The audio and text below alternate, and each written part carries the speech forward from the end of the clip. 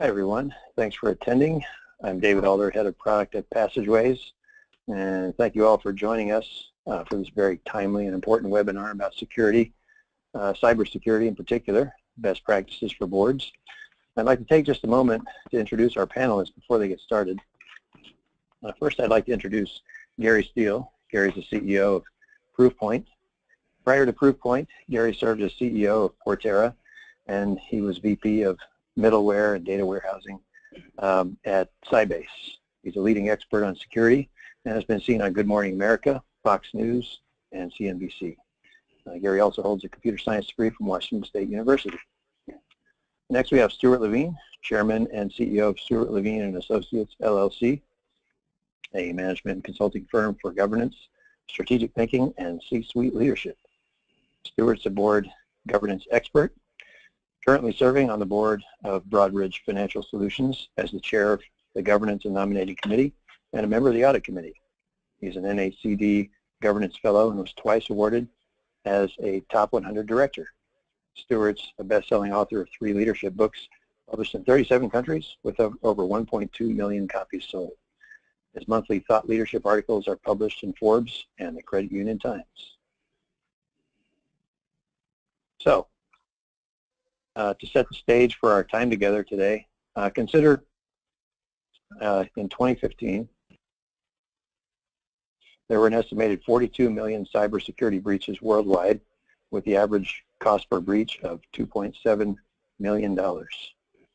In the news of late, a hacker is indicted over Dropbox and LinkedIn attacks. Espionage seems to be behind the more than half billion Yahoo email accounts hacked, and we are familiar with how damaging hacked emails can hurt even a presidential campaign. So, let's get started, everyone. I think we have a question right now. You want to go ahead and do the question? All right, we got a question up. Go ahead and give your responses if you would, please. All right.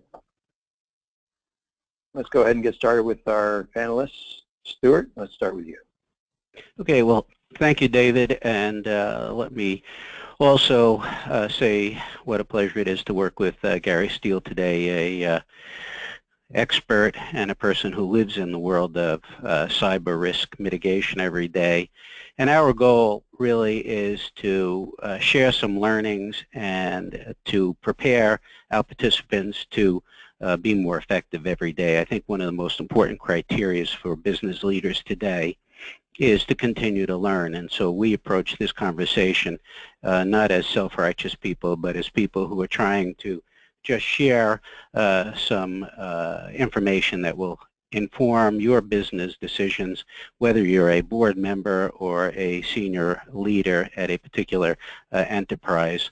So if you look at the first slide, we're talking about, and I want to set a certain construct with you, for the impact that cyber breaches have in our ability to continue to do business.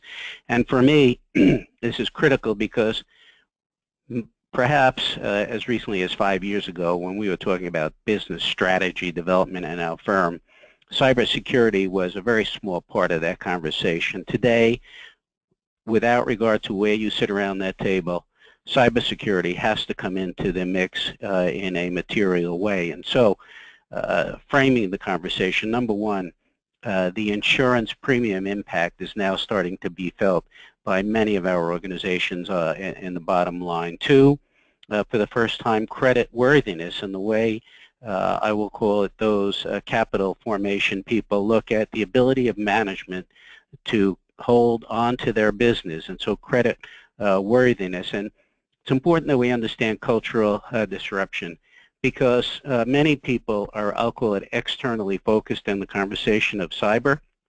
For us in our firm, cultural disruption becomes very important. We've seen in the last 2 months 4 breaches, and they were not prototypically from external sources, China, Russian, or something like that. It was people in the middle of the organization that just didn't share the values, I'll call it, of the CEO and the senior leadership team. So when we talk about culture of disruption, it's important to remember that everybody in the organization, those values become incredibly important, okay? And then transactional due diligence. And so now, through the acquisition cycle, we believe it's important to understand how those technology platforms link and understanding any exposure that's out there and negative impact on customers. And I will call it even the consequences of developing consumer-friendly and consumer co-designed products and services to make sure they're not skewed. And then lastly, your brand gets tarnished. And I would submit that each one of us has a reputational risk in this scenario. So having a good, robust cyber discussion becomes, I would say, very important for us moving forward. The next slide talks about what kind of questions should the board be asking the management team about. And there are shocking questions around this, and there is data, which is interesting to me, that was put together by the NACD, National Association of Corporate Directors, and they asked about the allocation of responsibility for risk oversight. And only 37% said the full board, 45% said the audit committee, and I would suggest that the entire board needs to understand the cyber risk, and if it's not that way on the board where you're employed, think about it in a certain different context.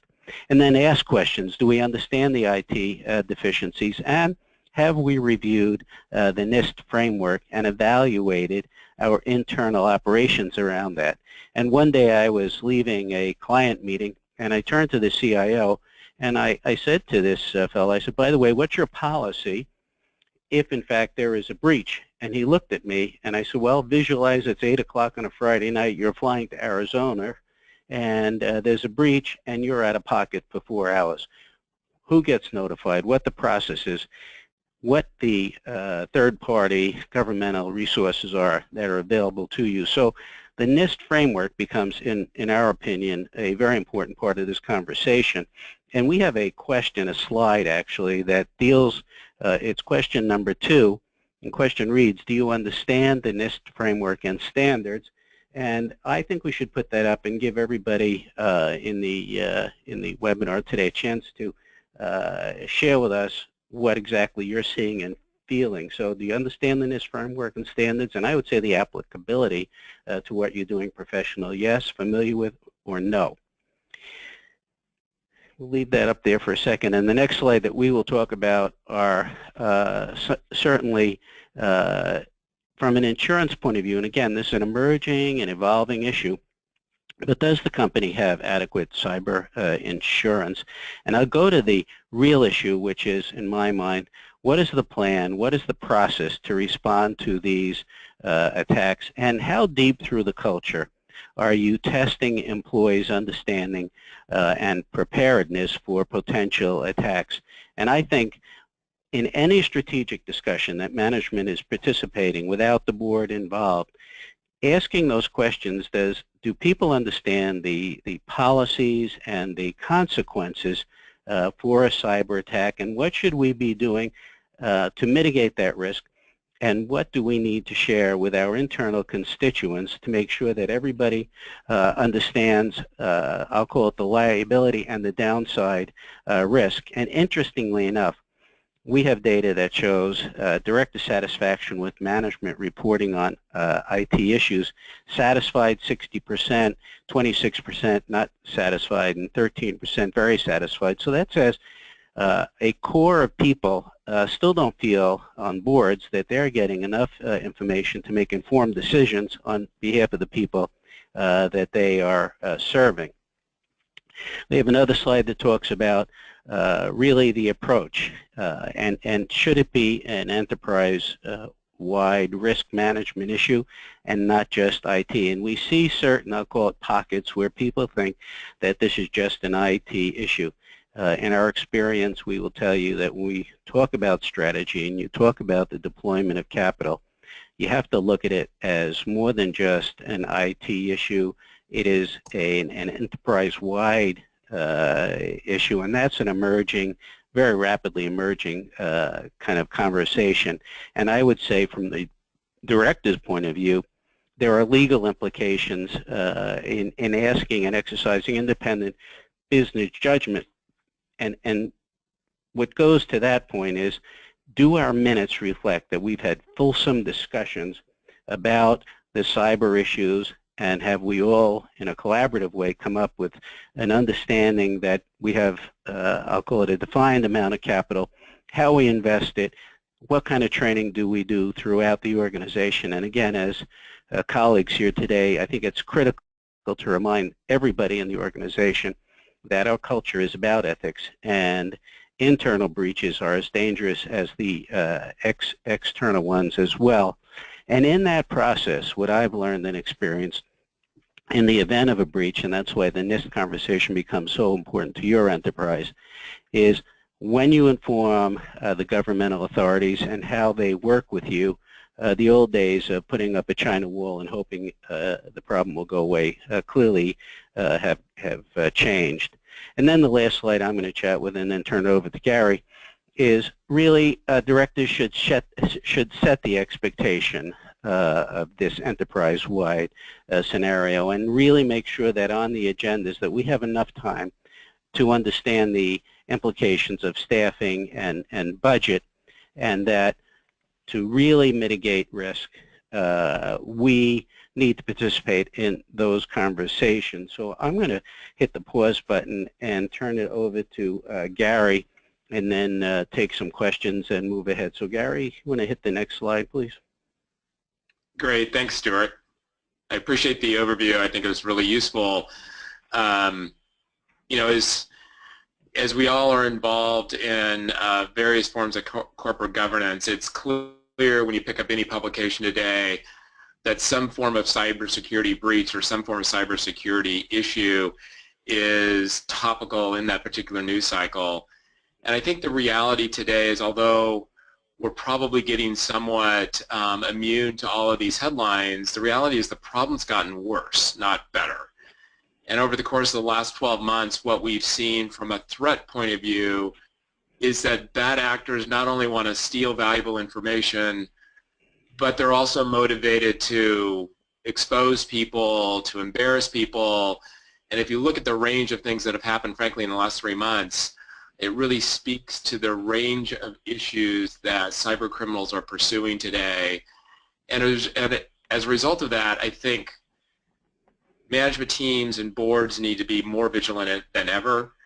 And there needs to be a much tighter view and a much broader oversight, given the risk and exposure that organizations have today to the range of problems being created by cyber criminals. So if we go to the next slide, you know, if you look back maybe 5 years ago, you had the isolation of security as basically an IT function. And it was relegated as, you know, one of those things that served as a technical issue that organizations, frankly, didn't put much oversight on. And this has fundamentally moved now, and the board's role in understanding and monitoring cybersecurity risk is really underscored today by the fact that there's a whole set of lawsuits out there directed at boards of directors simply because they allowed for gaps in security. So I don't think there's ever been a time where there's been more exposure and risk forced onto the part of boards to be thoughtful and vigilant in how they think about and oversee the cybersecurity of an organization. And we've really seen this evolution, and Stuart spoke to this, but it's forming one of the most critical aspects of enterprise risk. And if you think the implications today broadly to brand, to the financial security of the company, it is really what is driving, for most organizations, the most critical risk that needs to be managed by a board of directors. So if we go to the next slide, what you'll, as we think about the broad issues of oversight, there's there's a number of challenges that boards have to deal with. One is reframing the cybersecurity problem from the IT silo, where boards and management teams think about security as just the protection of data and systems, to really broadly thinking about what is represented in terms of enterprise risk. Another challenge I think that's on the forefront of people's minds today is how do you build expertise within the board so that the board can be effective in their process of oversight. If you look at security as equivalent in terms of importance to the audit function, the audit function has great institutionalized capability and process involved with it. The same needs to be true for cybersecurity. And so as boards are looking to build succession plans and think through the skills that are ultimately required for a board of directors, cybersecurity is becoming one of the most important skills that boards want to bring onto the board of directors. And if you think about where we were 5-7 years ago, this just wasn't part of the nominating governance profile of an individual that would be nominated to the board. And today it's becoming one of the top priorities. And I think for ultimate effectiveness, it's critical that boards think about how do they bring that in, or they train that into the organization. So in the first generation of oversight, what we typically saw from boards was a focus and leadership function around driving better defense through preventative security controls, meaning how do you improve the overall security posture of the organization?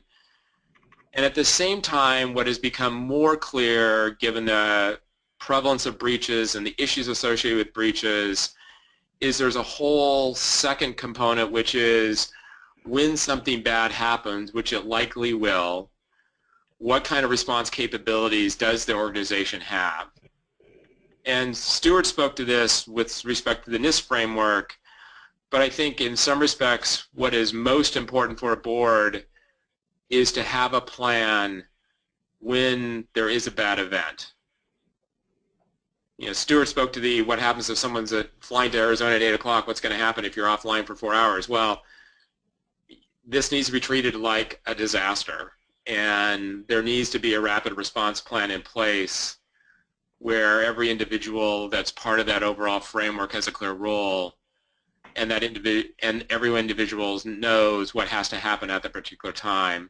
And this is a different, although boards are accustomed to having broad enterprise risk frameworks, clear understanding of what to do in the case of a disaster, this is an event that will likely happen, and this is something that's not just played out in practice sessions. It's something that boards need to be ready for and have the framework to support them. So going to the next slide. As we look at the broader challenges, and we ended up on the same slide, so we can go one more. Thank you. If we just look then at the best practices that we're seeing in the industry today, the first one, and it seems obvious, but it's very important, is that boards accept responsibility for the oversight of cybersecurity. Given that it is a critical enterprise risk issue, not just an IT topic, it's important that there's a regular cadence and a regular oversight process, and there's adequate time dedicated to the cybersecurity topic. This seems very simple, but it's not, because this traditionally hasn't occupied a significant amount of time on board agendas. So things have to be reprioritized, and the discussion needs to happen. There's lots of questions today in how boards should organize the oversight of cybersecurity, and I don't think there's a single answer. We see a couple best practices. One is it's not uncommon to have a special committee focused on cybersecurity. It's not uncommon to have it as part of the audit committee as well. But the reality of the situation is, whether it's, no matter how it's organized, the full board has to have responsibility. It's not okay to think that just because you have a special committee that all other board members can ignore the topic. So, you know, I think that there's clearly there's clearly a different cadence and discussion that will happen, but first best practice is accepting that responsibility. And I think once that happens, the right set of priorities get made with respect to the broader board agendas and that oversight practice. So let's go to the second best practice.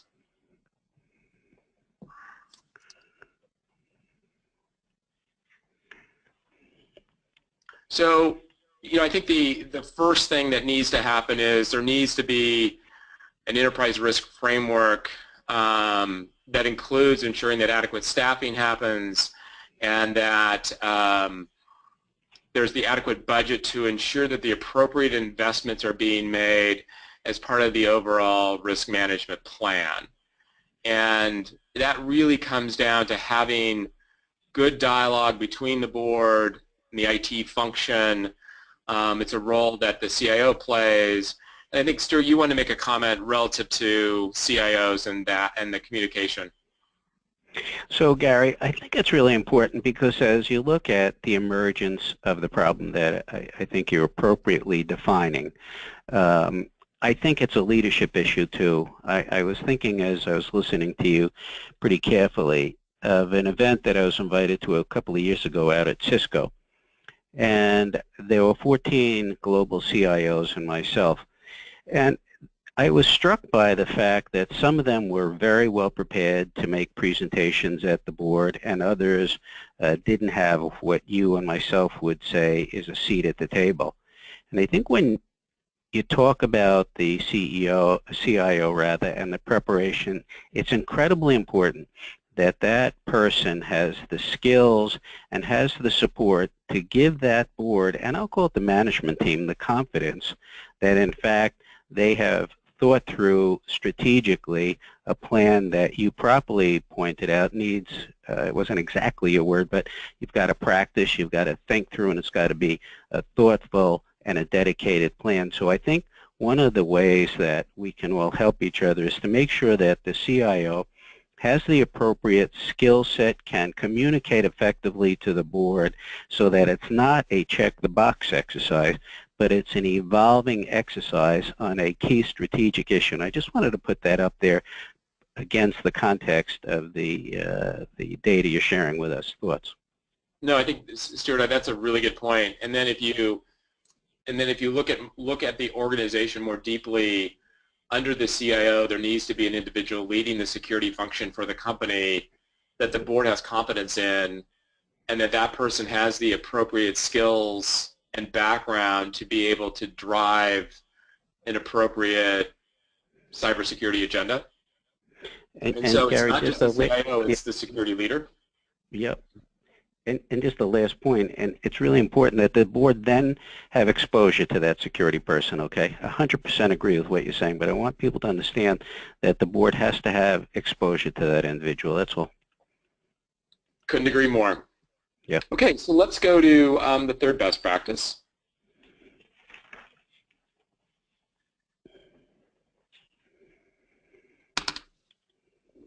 When organizations are looking at the challenges around cybersecurity, stepping back and doing a true assessment of the broad scope of risk is absolutely critical.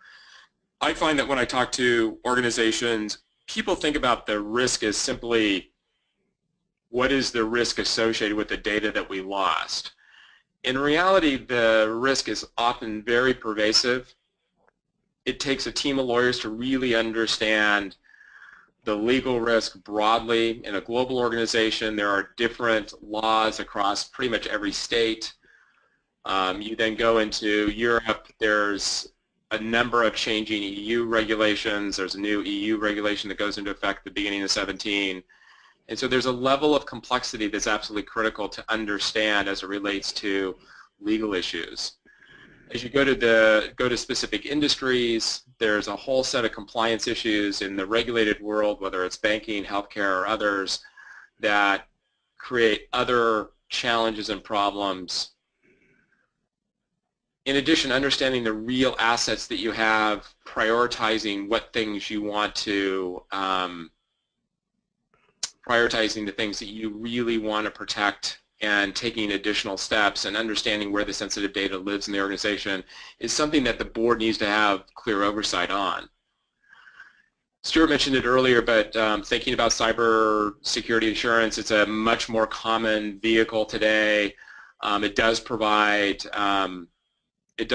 reasonable protection, but it will never cover the full cost of a breach because clearly you can't assess the damage. You can't necessarily assess the damage, and that can't be covered from a brand perspective in cyber insurance. And then finally, identifying risk from third parties. This is something that oftentimes gets missed, is the third parties that you're dependent upon often create risk and exposure for the company, but they also create downstream exposure if the primary company creates the risk. And the one thing that I've learned, I've been with Proofpoint now for 14 years, and the one thing that I've learned from my role and having the opportunity to work with a range of customers is this is a very fast-changing world. And so being in a position where you can assess and understand the change is absolutely critical. So let's take a moment now and do a poll question. And the question is, do you have best-in-class cybersecurity systems and processes in place to protect your intellectual property and customer data? So let's take a second and do that.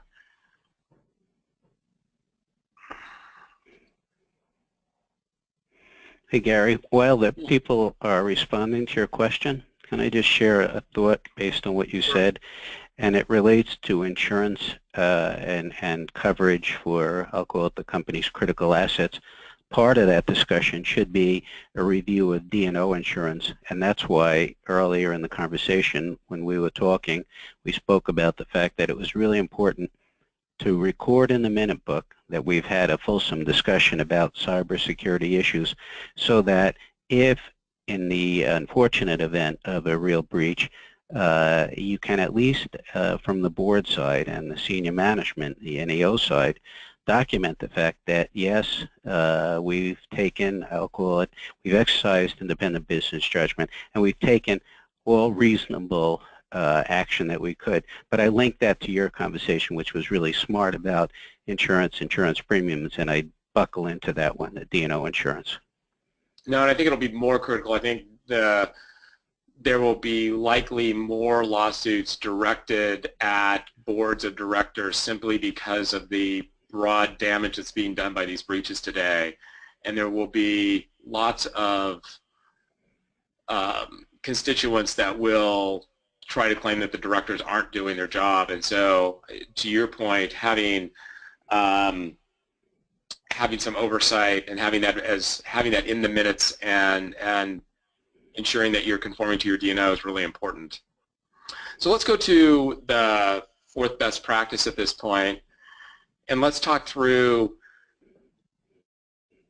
how to more broadly think about overseeing the cybersecurity function. So if we can move the slide forward.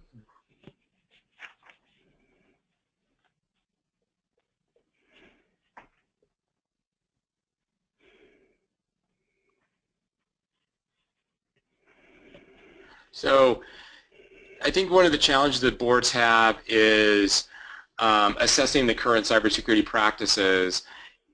Does management understand its responsibility for cybersecurity and have an adequate set of system controls in place? So there's this basic framework. Does it exist? Is it in place? You couple with that then, is the function appropriately funded? Is it appropriately staffed? And so as we were talking about roles before, Stuart and I were discussing the role of the CIO and the role of the Chief Information Security Officer. It's absolutely critical that boards review those individuals and have confidence that they have the skills and capabilities to drive a modern security function. And I have to say that in security, one of the things that we see as challenging today is because of the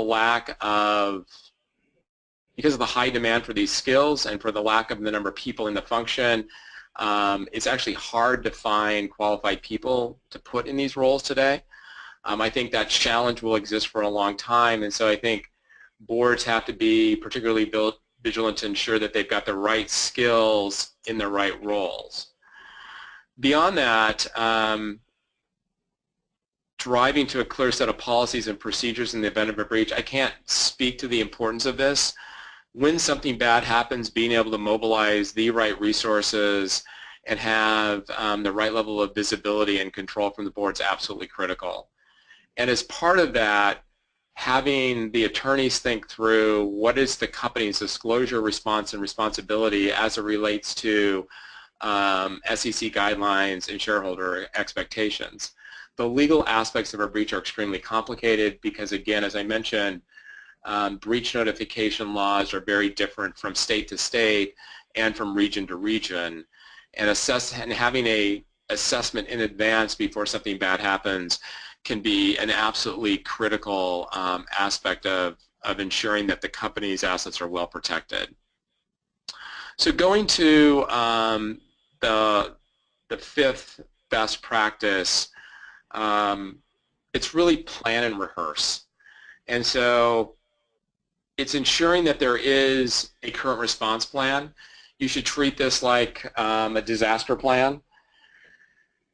And there needs to be a clear dry run in the case of a breach. It's not only what you do, but then what you communicate. And I would say that the number one aspect is the communication side of things. What are you going to tell the constituents where their information was lost? How quickly do you communicate it? Does that then tie with the broader set of legal requirements? Having that all in place in advance can be can make a measurable difference in the outcome of what might happen. Having a rapid response team with clear roles and responsibilities on the board is extremely important. And establishing a relationship with law enforcement in advance. So if for some reason, for example, there's thought to be some specific actor who has targeted the organization, that you can engage with law enforcement, get their support, see if they can take remediation action and legal action to go get that individual to stop the attacks. So today, you know, as we live in a very fluid world where things are changing rapidly, the number of cyber criminals out there continues to increase. The range of actions that we see continue to increase. The tactics have changed significantly. And so as boards of directors prepare for this varied landscape, one of the best things you can do is obviously have a plan and be able to rehearse it. And it's not only a function that the security team needs to do, but it's a function that the board needs to participate in. And so it's that linkage between what is the board's role in the event of a breach and what is management's role. Those need to be well tied and well orchestrated. So, you know, as we look at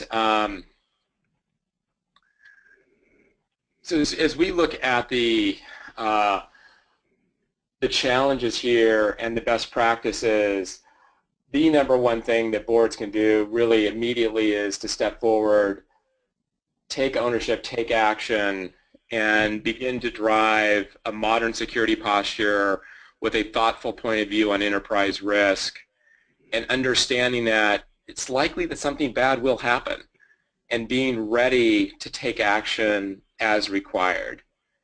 You know, the ramifications of these events are quite large. Most of the time in today's world, written into many contracts are contractual commitments and liabilities as it relates to data and information. So having a broad perspective on enterprise risk and being able to step forward with a plan and a framework for how to deal with it is an absolutely critical thing. And I think that over the course of the next 5 years, boards of directors will be treating the cybersecurity function much like they treat the audit function, which is with as much oversight, diligence, and responsibility because of the issues that are faced in the industry today. So with that, hey, Gary, yeah, go ahead, sir. That's great. Gary, I had a couple of questions for you.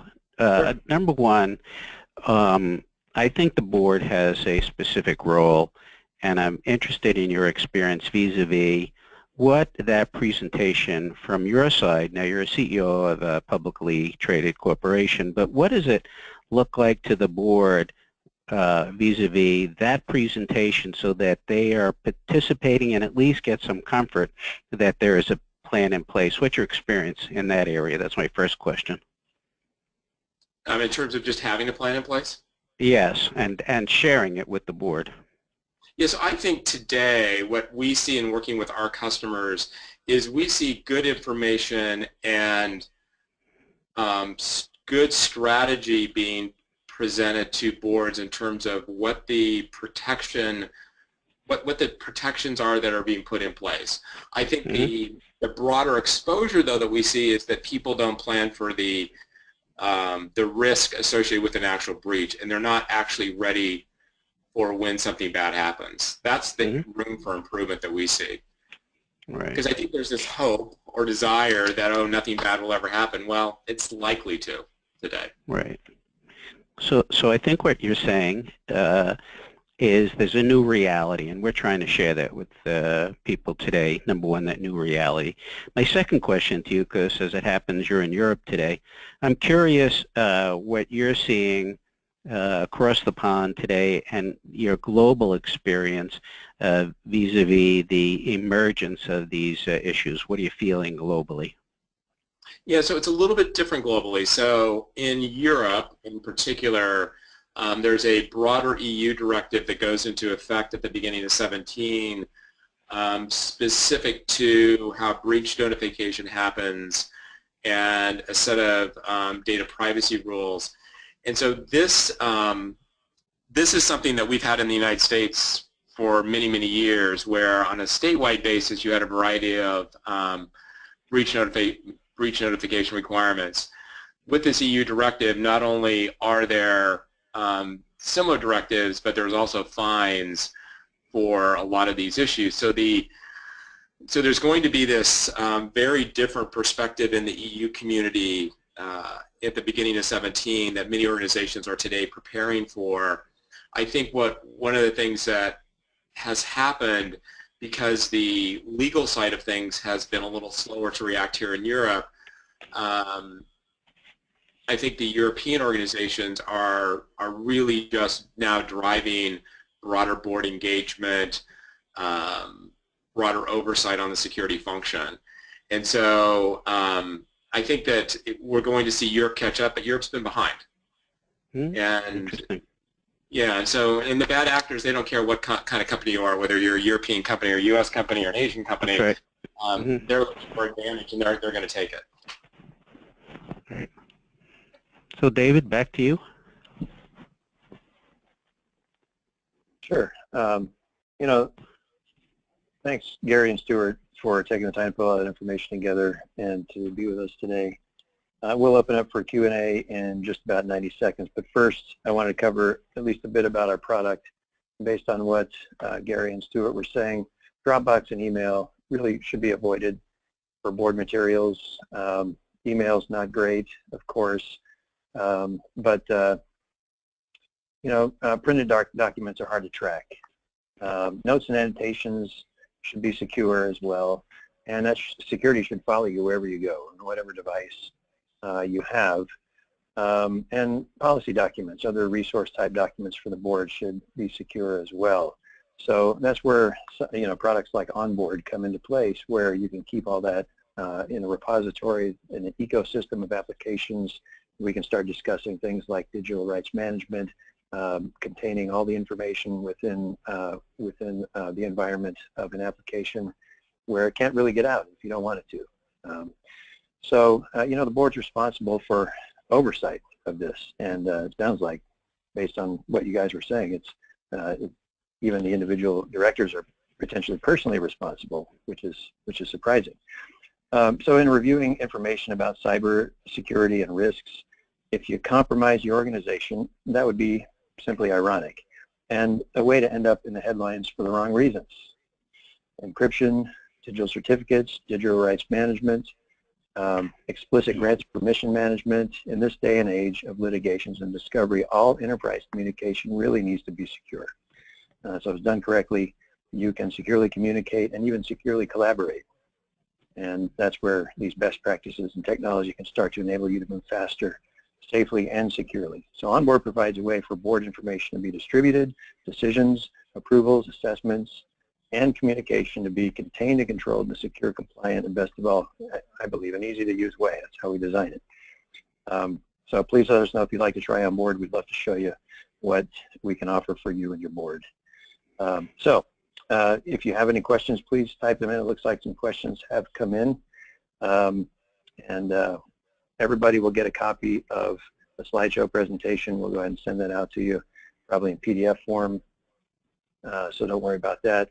And let's get right to the questions and see what we got here. David, while you're looking at the questions, can I just share a couple of thoughts that I think are very important to this calculus? And it is a traditional board assessment that we get involved with at our firm a couple of years ago, actually. Interesting, Gary, vis-a-vis our conversation. We started to ask questions not only about succession planning and things that are obvious, but we also started to ask questions about, do you feel comfortable about cybersecurity? Do you feel comfortable that we have the right leadership in place, the right plans? And I would say that the response we've been getting, particularly this year in boards that we've worked with, really raises, I'll call it a bit of a flag, and tells me that this subject is very important, and the overwhelming majority of our clients, when we first get into this conversation and we see the data in an assessment, is somewhat really interesting to me. That it may appear obvious, because I think Gary was very direct about it. You know, this is emerging. We all read about it every day, but it shouldn't traumatize us to ask the right questions. And at some point, I'll share a couple before we sign off here today. But I just wanted to point that out. In your board assessments, make sure there are a couple of questions about cyber literacy, and are we familiar with the plans, and do we have confidence in the execution of those cyber plans? Yeah, I might add an incident response plan is going to be needed for that. So let's get started with the questions. I think this is for either one of you or both. Can you speak to contractual requirements to limit third-party risk and corresponding out clauses, etc.?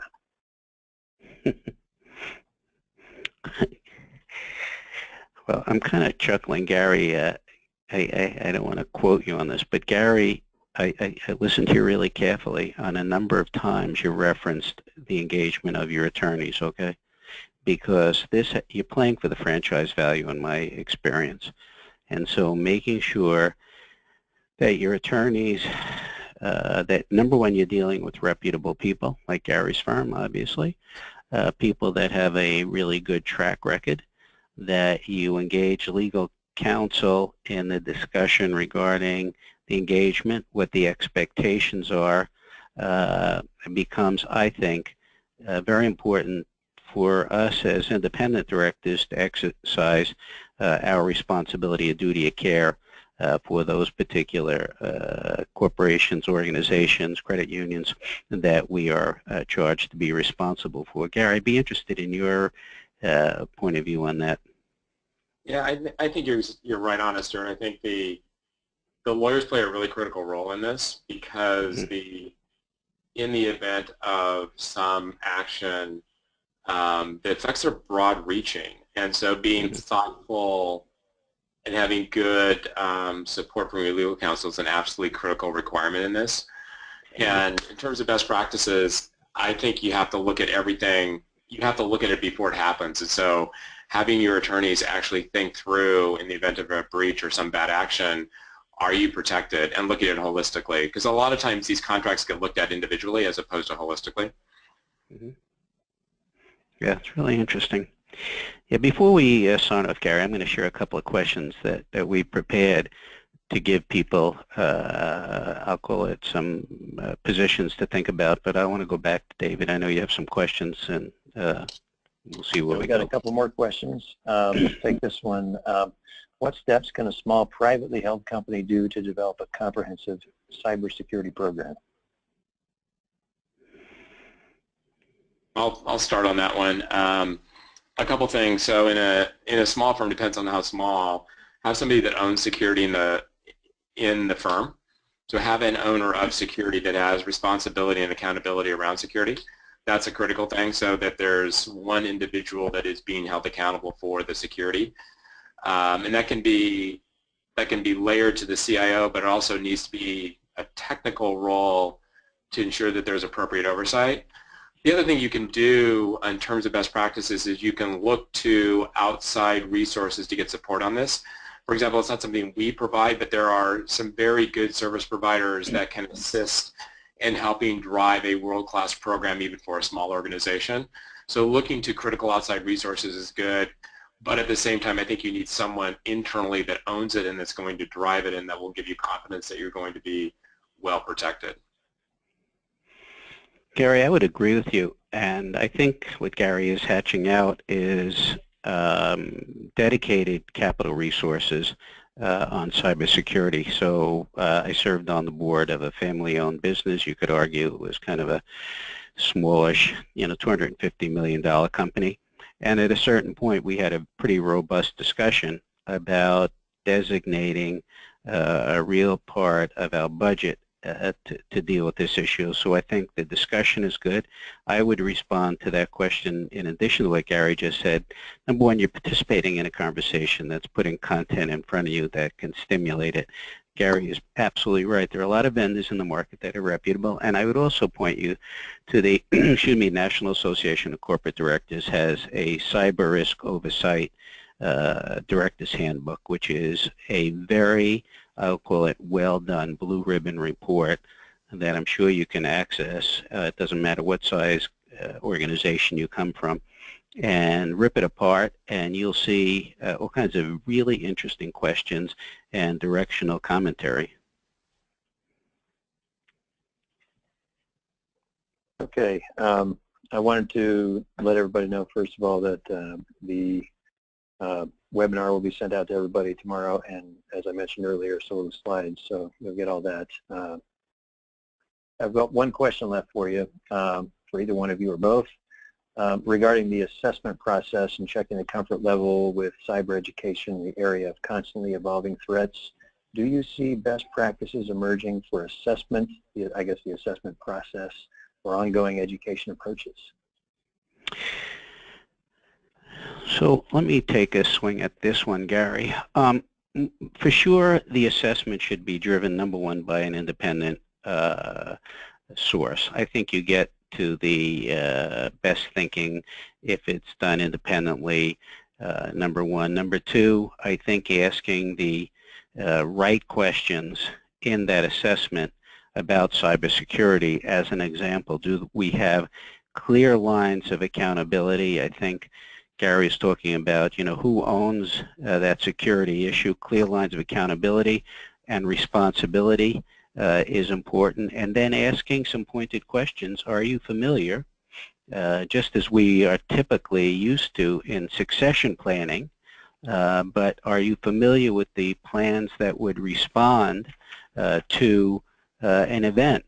And the third part of that in the assessment is a cultural component, because we have seen 4 of those in the last 2 or 3 months where they were internally driven. So a question or two in the internal assessment of the board that speaks to culture. Are you monitoring the 1-800 hotline, and those indicators of a culture in some distress? Okay. And we've got one short survey. If anybody, well, closing comments, I guess. Do you guys have anything you want to say before we send out the survey? You guys good? Gary? No, I just want to say that I think that cybersecurity has to be front and center in every board discussion today. And given the changes and the broad changes in the threat landscape and the risks that organizations are exposed to today, it just has to be at the forefront of the dialogue in the boardroom. Yeah, I would say I am in complete agreement with Gary in the sense that there's got to be a shift, even though many members of a board may not be comfortable with the conversation because that wasn't their world, it isn't their world. It's got to become part of the world. And so we know we have a large number of people participating today. So learning means taking something back to the leadership, the CEO, and the board. And one question that is really important to me is that we can ask management after a cyber attack is, do we believe that that hacker was internal or external?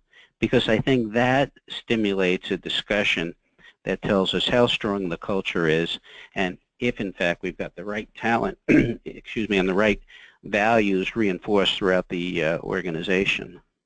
So I would say, Gary, thanks a lot for joining it. I know you're far away from home and in a much different time zone. And I would thank Passageways on behalf of our firm for putting together content that we believe is important for business leaders around the world to talk about. Oh, yeah, we certainly appreciate the two of you participating. So thank you both, Gary and Stuart. Everyone else, all participants, please feel free to stick around and take our short survey, and you'll get this webinar sent out tomorrow. Thanks so much, everybody. Thank you, David. Thanks, Gary. Safe travels. All right. Thanks so much.